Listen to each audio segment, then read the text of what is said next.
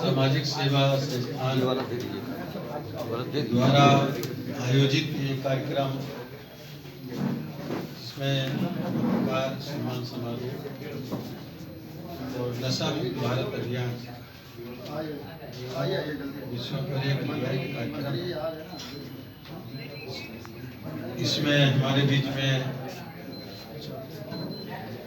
उपस्थित है श्री रामकृष्ण भाई अशोकार,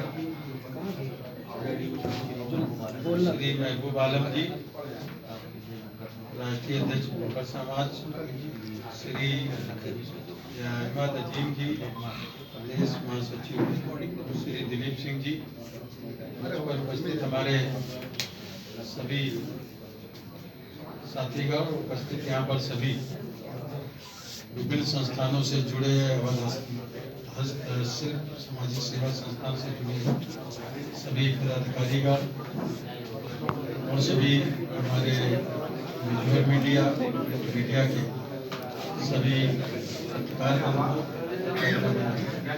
थोड़ा भैया शांत हो जाए, 2 मिनट के लिए मेरी तरफ आपस में बातचीत बंद कर देंगे, ठीक रहेगा।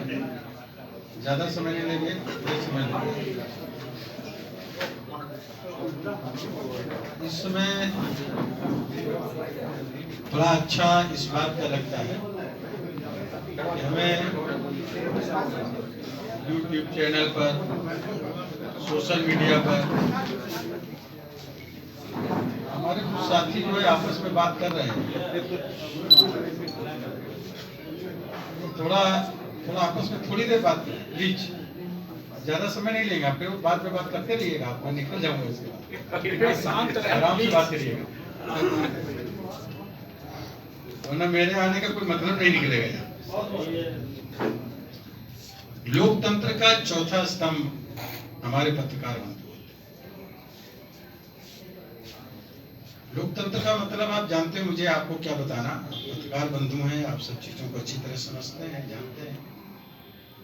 हमारे जो हस्तशिल्प से जुड़े हुए जो भी काम, चाहे कुम्हार हो, लोहार हो, सोनार हो, या बुनकर समाज के लोग हो, मिट्टी का काम करते हो, लकड़ी का काम करते हो, लोहे का काम करते हो, चांदी का काम करते हो, सोने का काम करते हो, कपड़ा बुनने का काम करते हो, चिकन कारीगरी का काम करते हो, जो भी हाथ से बनाने का काम करते हैं, वो सब हस्तशिल्प हमारे समाज के लोग हैं।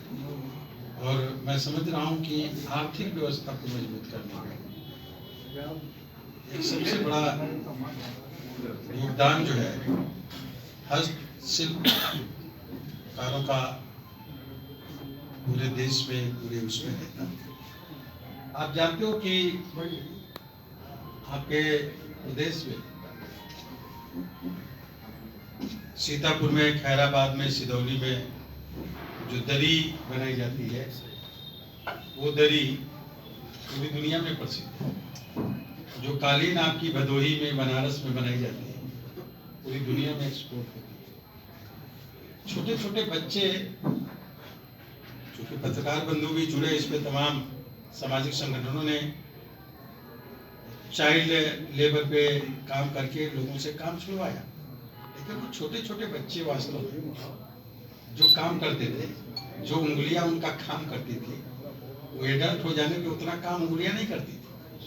और इसलिए भदोही की कालीन, बनारस की कालीन पूरी दुनिया में प्रसिद्ध थी। और इसके लिए एक कौन सी कॉन्स्पिरेसी या साजिश रही,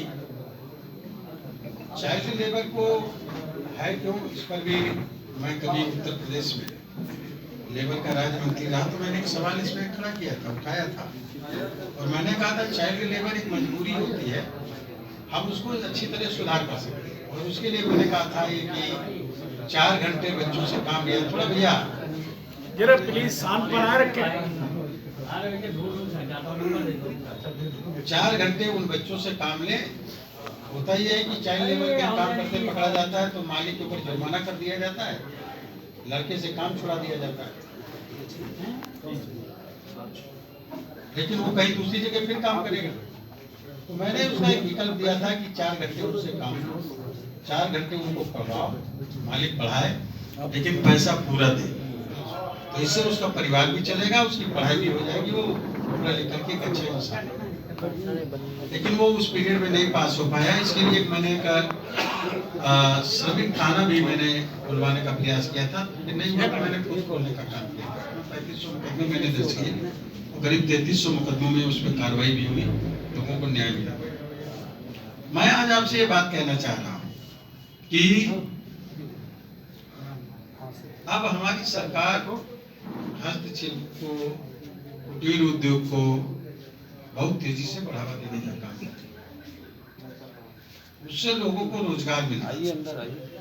होता ये हस्तशिल्प में हमने बहुत थोड़ा सा देखा हमारे क्षेत्र में कि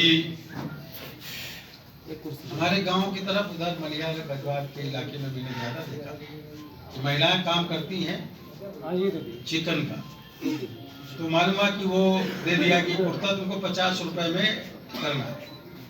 अब 50 रुपया वो 3 दिन में जब मौका पाती है तो उसको सिलती बनाती है, 3 दिन में मालूम हुआ 50 रुपया, फिर भी वो काम करती। लेकिन जो बीच का मीडिएटर होता है वो 50 की जगह 500 कमा लेता है, जो खाली कुर्ता जाके दे आता है वो उठा लाता है।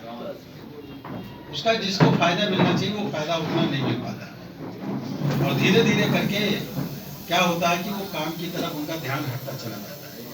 मैं समझ रहा हूँ जो वास्तव में काम ये करता है उसको भी उसका बेनिफिट मिलना चाहिए, ज़्यादा लाभ उसको भी मिलना चाहिए।